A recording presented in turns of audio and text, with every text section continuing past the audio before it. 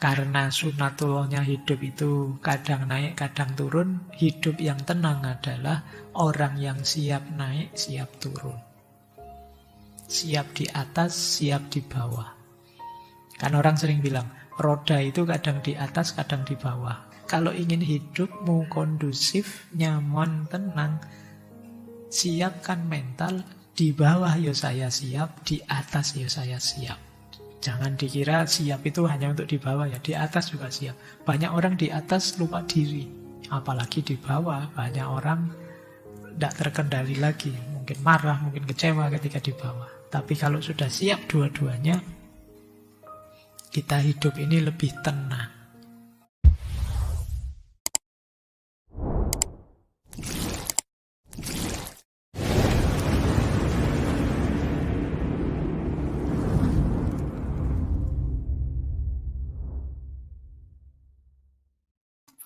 Assalamualaikum warahmatullahi wabarakatuh.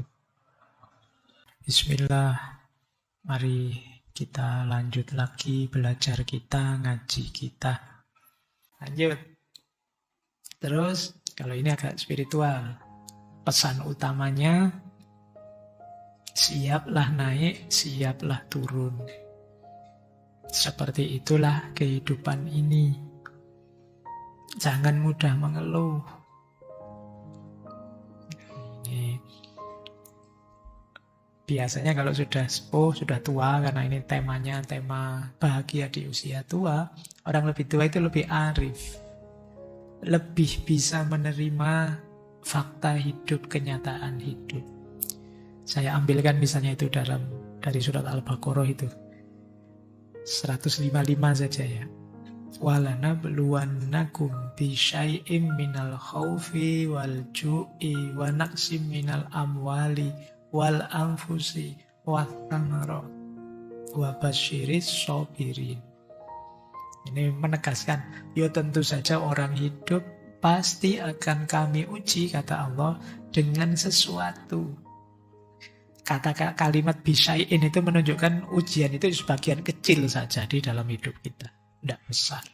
Bisyai'in. Kadang-kadang bentuknya ketakutan, kecemasan. Kadang bentuknya kelaparan.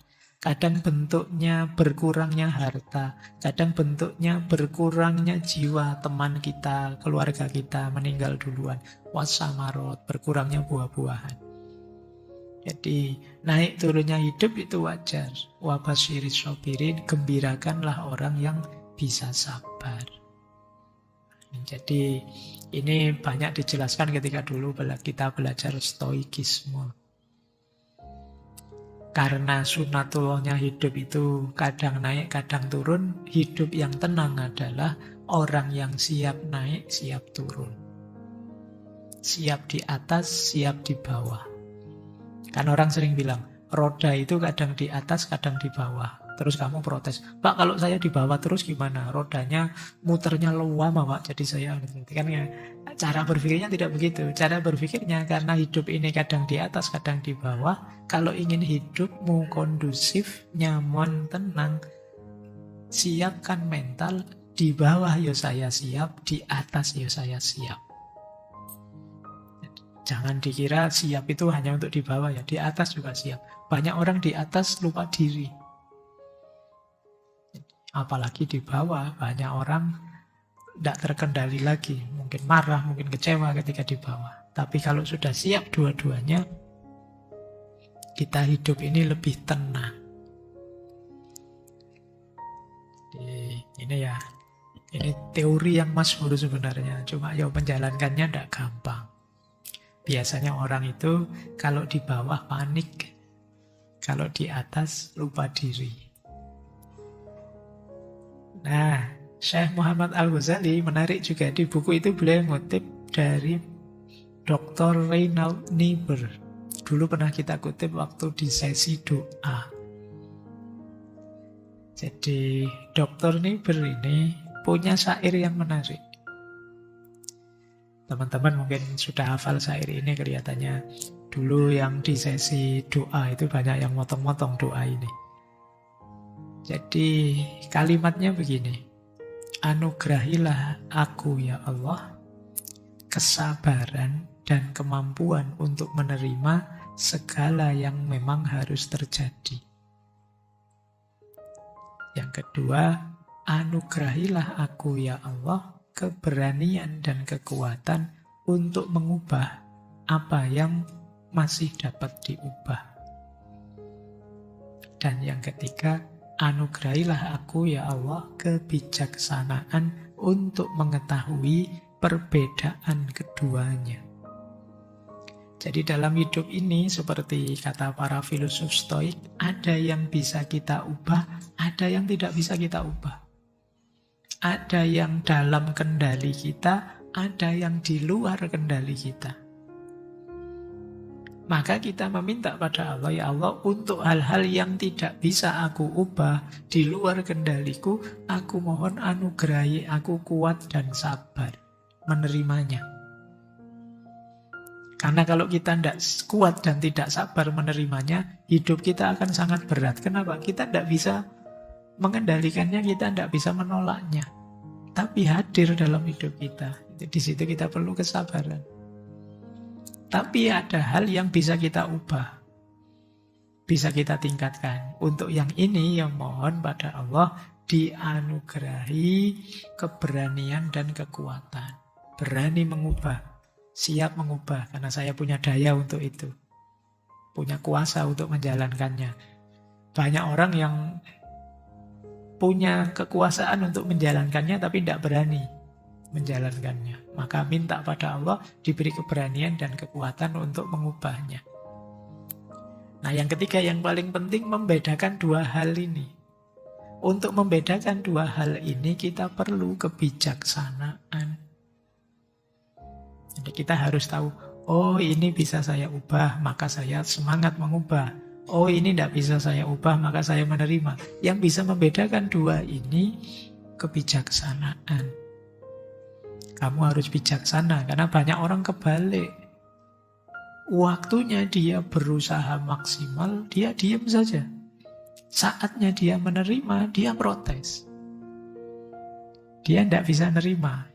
Ini namanya tidak bijaksana. Ujian, waktunya harus belajar keras, dia cuek, santai-santai saja tidak belajar. Begitu nilainya keluar dan jatuh, baru dia mendekati dosennya, minta kebijaksanaan, baru gitu. Padahal itu saatnya dia menerima, dia malah gerak. Kemarin saatnya dia gerak untuk belajar, dia malah diam saja. Ini orang menyebutnya tidak bijaksana. Ya. Saatnya nembak, diam saja. Begitu diambil temannya, stres. Mulai sekarang panik. Itu ya kemarin diam saja. Oke, itu namanya tidak bijaksana. Nah, ada doanya. Berdoalah minta kebijaksanaan. Oh, kamu jadi filosof nanti. Karena filsafat cinta kebijaksanaan. Ya, kita lanjutkan. Yang penting juga ketika kita ingin memperbaiki hidup kita, memperbaiki diri adalah menjaga diri. Manusia tidak akan luput dari kesalahan. Ini sudah pasti. Namun berusahalah sekuat tenaga agar tidak melalui jalan yang sesat. Seandainya melaluinya juga, mungkin karena tekanan atau tipuan, maka berusahalah agar tidak hanyut di dalamnya.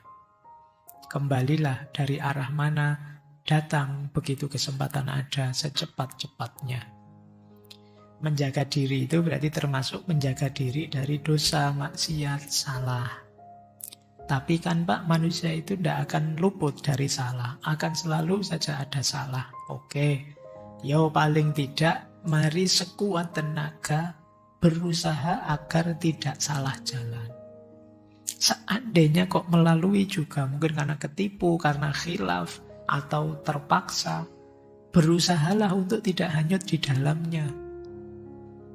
Pak, saya terpaksa, Pak, curang, Pak, lupa saya khilaf tadi, Pak. Nah, berusaha untuk tidak larut itu tidak kok terus, tapi asik ya, Pak, enak ya, Pak. Itu beda lagi, itu berarti menikmati namanya, gitu loh. Kalau memang kepleset khilaf, ya sesali itu terus tobat, kembali secepat-cepatnya. Jangan ditunda, biasanya kalau merasa enak kan ditunda tobatnya. Ya Pak, saya tahu dosa, tapi enak ya Pak, nanti dulu ya. Ini beda urusannya berarti. Tidak menjaga diri. Menjaga diri itu wajar saja sih, kita manusia kadang-kadang salah, kadang-kadang khilaf, kadang-kadang keliru. Tapi seandainya toh, iya saya khilaf Pak, saya keliru, cepat-cepat kembali. Bukan kok malah menikmati, apalagi meremehkan. Kan banyak di antara kita yang meremehkan. Alah Pak, ini dosa kecil, nanti wudhu saja rontok ini Pak, aman gitu. Allah Maha Penyayang Pak, tenang saja, nanti saya istighfar sudah langsung diampunin. Ini meremehkan namanya. Hitung-hitungannya beda. Khilaf melakukan dosa dengan meremehkan dosa. Meremehkan dosa inilah nanti kan ada hadis itu, tidak ada dosa kecil tapi diulang-ulang. Yo akhirnya jadi dosa yang numpuk, yang besar. Dosa besar kalau ditobati ya pada akhirnya diampuni. Baik. Termasuk menjaga diri adalah menjaga kondusivitas batin kita. Hati-hati setiap kali kita melakukan hal negatif, itu yang pertama kali rusak diri kita sendiri. Kita benci orang, kita dengki pada orang, kita iri pada orang, kita dendam pada orang. Itu yang rusak duluan kita, bukan orang yang kita benci, orang yang kita dendam. Kenapa? Unsur-unsur tadi itu mengotori diri kita, batin kita. Jadi kata beliau, kadang-kadang orang seperti lumpuh otaknya karena ditimpa kerugian dan kemarahan yang sangat. Apakah itu menunjukkan adanya iman atau ihsan? Tidak. Sama sekali tidak. Dan tidak pula menunjukkan sikap jantan.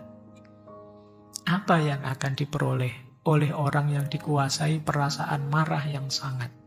Tidak lain adalah kerugian. Sekali lagi kerugian. Jadi kita rugi besar duluan. Kalau dalam diri kita ada unsur-unsur negatif tadi. Apakah itu sombong, apakah itu iri, apakah itu dengki, apakah itu dendam. Itu yang pertama rusak diri kita.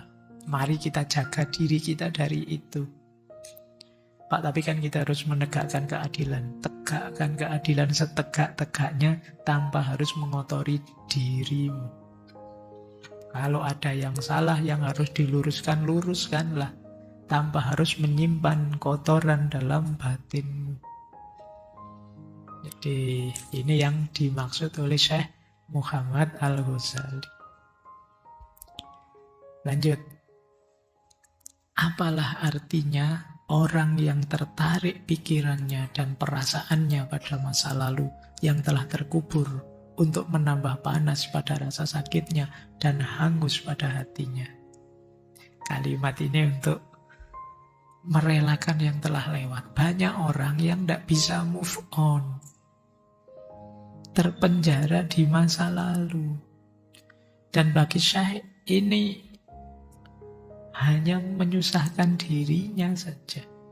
Apa artinya kita tidak move on dari masa lalu? Kata beliau, seandainya tangan kita dapat meraih masa lalu dan kemudian mengubah kejadian yang tidak disukai, maka dalam hal ini kembali pada masa lampau adalah wajib. Kita semua akan bergegas ke sana, menghapus perbuatan-perbuatan kita yang kita sesali, melipat gandakan bagian kita yang sedikit. Kalau bisa, kan kenyataannya tidak bisa. Gitu loh. Adapun karena hal itu tidak mungkin, maka lebih baik kita memperuntukkan segala kemampuan yang kita miliki untuk memulai hidup baru. Maka hanya di dalamnya lah ada pengganti. Kita itu kan sering sekali ingin kembali ke masa lalu. Dulu coba ya, saya begini, saya begitu.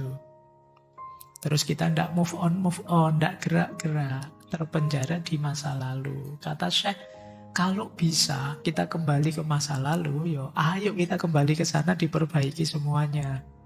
Tapi faktanya kan tidak bisa, kecuali di film ya.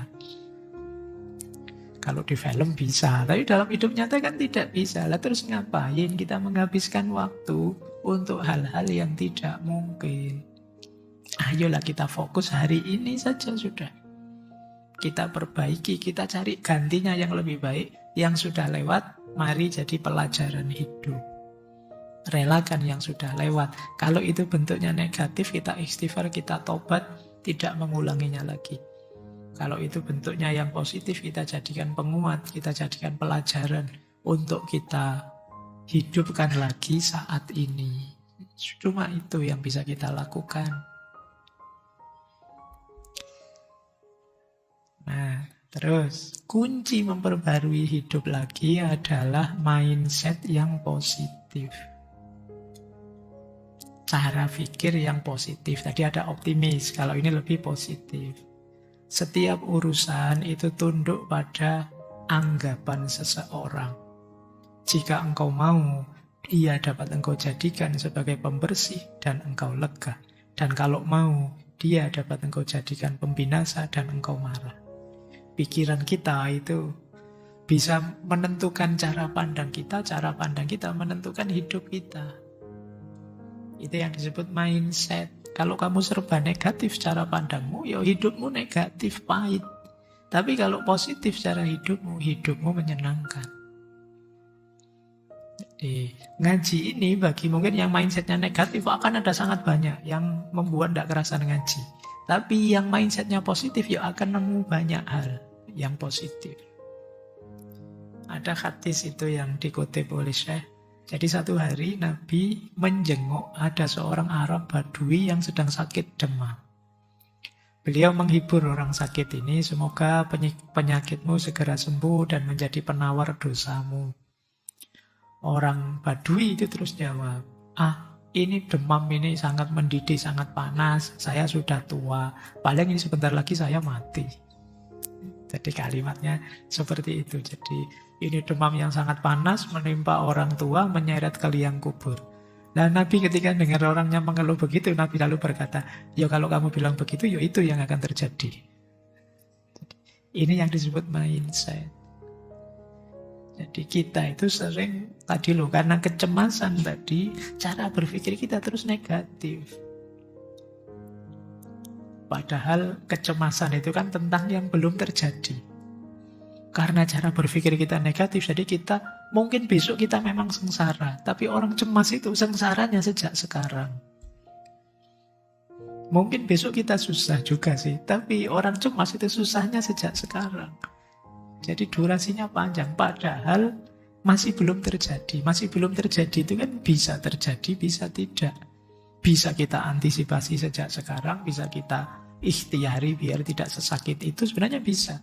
Cuma karena kita terlanjur cemas dengan mindset positif, ya rasanya terus hidup ini akan sangat berat.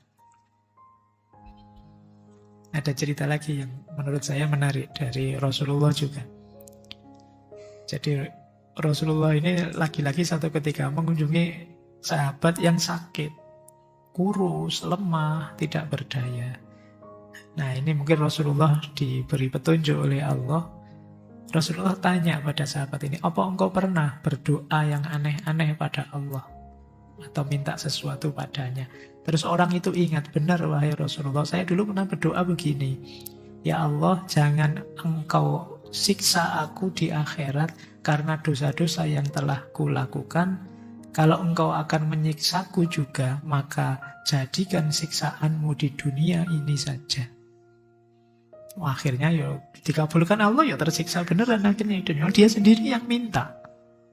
Gitu. Terus ditegur oleh Rasulullah, subhanallah, engkau tidak akan sanggup menerimanya. Tidakkah lebih baik kalau engkau berdoa, Rabbana atina fid dunya hasanah wa fil akhirati hasanah wa qina adzabannar. Kan selesai. Emangnya Allah tidak bisa membuat engkau diampuni ya dunia ya akhirat? Kenapa mintanya nanggung? Ya Allah, semoga anakku sukses semua, saya sengsara juga tidak apa-apa. Kadang-kadang kita minta. Loh, apa Allah tidak bisa membuat semuanya sukses, semuanya bahagia? Kan pasti bisa. Pikiran kita saja yang terus neko-neko aneh-aneh. Ya, kadang-kadang kita gitu, ya Allah, nanti setelah ini saya begini, tidak masalah, asal sukses ujian saya, ya Allah, asal dapat dia, ya Allah, saya. Jadi kita memberi syarat sendiri, memberatkan kita sendiri. Kadang kita bikin nazar ini, nazar itu secara tidak proporsional. Wong ya tidak ada yang merintah begitu. Nah, ini hubungannya dengan mindset.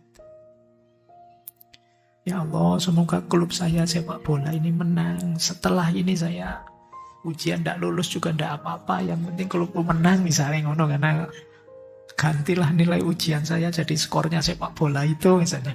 Lu apa tidak bisa Allah membuat unggul semuanya? Kan bisa saja. Lah ngapain kita berdoa aneh-aneh? Ya, kalau sulit ya Rabbana atina, itu saja. Rasulullah ngajarkannya kan simpel. Kenapa tidak berdoa Rabbana atina fid dunya hasanah wa fil akhirati hasanah? Selesai. Dapat kebaikan dunia akhirat. Lanjut. Kemudian beliau juga menasehati kita untuk melepaskan dendam. Jadi kata beliau, orang yang benar-benar berjiwa besar, setiap kali naik ke tingkat kesempurnaan, maka akan bertambah pula lapang dadanya, bertambah sifat santunnya, memaafkan kesalahan orang, dan mencari kebaikan-kebaikan mereka untuk menghapus kesalahan-kesalahan tersebut. Jika seorang pemuda kurang pengalaman memusuhinya dengan maksud akan melukainya, maka ia akan memandangnya dari puncak, seperti seorang filosof memandang anak-anak yang bermain-main di jalan, yang terkadang melemparinya dengan batu. Ini kalimatnya unik ya. Cirinya orang levelnya tinggi adalah orang yang hatinya luas. Level spiritual maksudnya ya. Hatinya luas, mudah memaafkan. Dia tahu setiap orang punya keburukan, tapi terus dia membanding dengan kebaikannya. Dia tidak jadi benci, tidak jadi dendam. Bahkan kalau ada orang yang menjelek-jelekkan dia, menyakiti dia melihatnya dari atas. Melihatnya dari atas itu dia seperti orang tua yang melihat kelakuan anak-anak. Di situ pakai istilah filosof ya. Karena filosof itu kan diasumsikan pikirannya dewasa. Kalau kalian lihat anak-anak pola itu kan kalian senyum saja tuh. Kalian tidak gimana-gimana, yuk disenyumi saja. Nah itu orang seperti ini cirinya level spiritualnya sudah tinggi. Jadi melepaskan dendam, apalagi yang sudah berusia, itu biasanya lebih luas hatinya.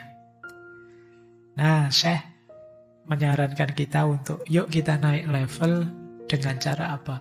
Mudah memaafkan, hati kita yang luas, kemudian tidak reaktif kalau ada orang menyakiti, menyerang kita. Kita sadar memang ada orang jahat, ada orang yang kurang ilmu, ada orang yang tersesat, manusia itu macam-macam. Baik, lanjut. Terus di antara keutamaan dalam hidup adalah berbagi tanpa pamrih, beramal tanpa hal lain yang kita inginkan selain Allah saja. Ini sudah di mana-mana dijelaskan ya, kata beliau. Banyak manusia beramal karena didorong oleh bermacam tuntutan, motivasi, dan mengharapkan berbagai target. Sedikit mereka yang bergerak karena dorongan niat yang ikhlas. Menjauhkan diri dari perbuatan hina karena takut tercaan manusia sama sekali bukan kebaikan. Kenyataan kebaikan yang semu ini akan terungkap apabila tidak ada orang. Apa gerangan yang akan dilakukan orang ini jika dia sedang sendirian dan yakin bahwa tidak ada orang yang menyaksikan apa yang diperbuatnya atau apa yang ditinggalkannya?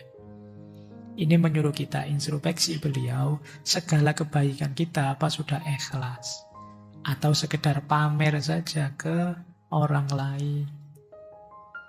Banyak di antara kita yang lupa aspek ikhlas ini.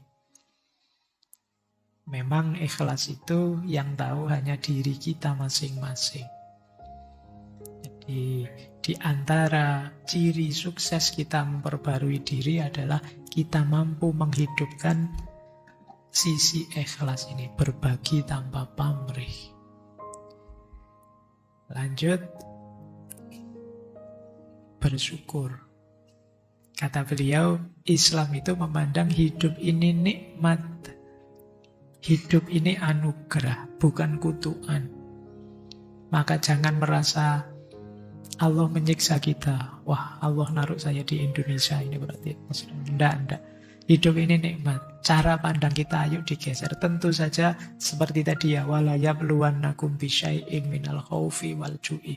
Akan selalu ada ujian, tapi itu bukan alasan untuk menganggap hidup ini bukan nikmat. Kita tidak sadar betapa besarnya nikmatnya Allah pada kita. Di situ saya ambil dari bukunya Jadid Khayatak, itu ada cerita menarik dari Khalifah Harun al-Rasyid. Satu ketika beliau ketemu seorang sufi namanya Ibnu Samak. Nah, Khalifah Harun al-Rasyid kan senang belajar. Ketemu sufi ini beliau minta, wahai Syekh, beri saya petuah. Lalu Ibnu Samak berkata, wahai Amirul Mukminin, seandainya minuman, karena saat itu di depan khalifah ada minuman. Minuman ini dihalangi dari Tuan, maukah Tuan menebusnya dengan kerajaan Tuan? Misalnya kalian, hausnya luar biasa, ada air 1 gelas. Itu pun tidak bisa kalian ambil. Pokoknya sudah mati-matian mau mati. Nah, itu kata Ibnu Samak, kalau minuman ini dihalangi, mau tidak sampai nebus dengan kerajaan Tuhan? Ya Harun al-Rasyid membayangkan situasi begitu, ya tentu saja mau. Oke ya. Terus, seandainya sudah minum sih, terus pengen kencing. Tapi tidak bisa kencing. Tidak bisa keluar. Terus apakah Tuhan mau menebus tidak bisa kencing itu dengan seluruh kerajaan Tuhan untuk bisa kencing? Harun al-Rasyid jawab, iya sih, kalau sudah begitu apa saja sudah. Jadi terus Ibnu Samak bilang, lah terus apa yang baik dalam kerajaan Tuhan yang tidak bisa menyamai minuman dan air kencing? Engkau membanggakan kerajaanmu, air kencing saja harganya lebih mahal ternyata dari kerajaan. Oh, kerajaan Abbasiyah superpower pada zamannya. Kita belum ngalami jadi negara superpower. Tapi ternyata harganya tidak lebih mahal dari air kencing. Loh, betapa Allah memberi kita anugerah yang sangat mahal dalam hidup kita. Nikmat yang sangat luar biasa. Di betapa tersiksanya kalian yang mau kencing tidak bisa. Mungkin pas lagi di atas bis, supirnya diminta berhenti tidak mau. Itu mungkin kalian disuruh bayar lagi juga mau. Ternyata kencing itu mahal. Oke ya. Jadi ini loh, makanya hidup itu kita tidak bersyukur, itu tidak pantas. Ya Allah sudah memberi nikmat sedemikian rupa banyaknya kepada kita. Baik, terakhir, mari pada akhirnya kita menjadi diri kita sendiri. Sesungguhnya apabila seseorang keluar dari pembawaan wataknya dan memisahkan diri dari tabiat akal yang jiwanya tidak ada penyimpangan di dalamnya, merupakan satu perkara yang akan merusak kehidupan tersebut dan menimbulkan keguncangan-keguncangan dalam tingkah lakunya. Engkau mungkin mendengar kisah tentang seekor gagak yang tertarik untuk berjalan di atas tanah. Akibatnya, dia tidak dapat melangkah sebagaimana dia inginkan dan tidak dapat terbang sebagaimana dia diciptakan. Jadi ayo kita menjadi diri kita sendiri, tidak mudah terombang-ambing oleh komentarnya orang yang tidak jelas. Karena yang lebih tahu diri kita secara lebih dalam, lebih detail itu kita. Kadang-kadang kita mudah terpengaruh orang seperti burung gagak yang dicontohkan di sini. Mungkin orang komentar, wah kamu hebat kalau begini, sebaiknya kamu begitu, wah, kamu jangan seperti ini, tidak cocok itu.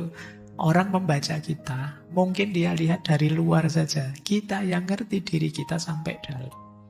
Kadang-kadang kita mengorbankan pemahaman kita terhadap diri kita hanya karena ingin mendapat validasi dari orang lain. Ingin dipuji orang. Ingin tidak ditolak oleh orang. Akhirnya kita seperti burung gagak tadi. Burung gagak itu harusnya terbang. Tapi mungkin dia mencoba hidup berjalan. Akhirnya apa? Dia berjalan dengan tidak canggih, terbang lupa. Tidak bisa apa-apa akhirnya. Jadi awali dengan pengenalan diri, kemudian lanjutkan dengan menjadi dirimu sendiri. Kalau kita sudah kenal apa dan siapa kita, termasuk tujuan kita, saatnya kita menjadi diri kita sendiri. Ini kan ada ayat yang menarik. Wa in tuti aktsara man fil ardi yudilluka an sabilillah. Iyattabi'una ilal dhunna wa inhum illa yahrusun. Jika engkau mengikuti kemauan kebanyakan orang di muka bumi ini, niscaya mereka akan menyesatkanmu dari jalan Allah. Mereka hanya mengikuti persangkaan belaka dan mereka hanya membuat kebohongan. Jadi kalau kita sibuk mendengarkan komentarnya orang saja, atau ikut apa yang dilakukan orang lain, ikut yang viral itu kan aksaroman fil al. Pada akhirnya kita akan tersesat.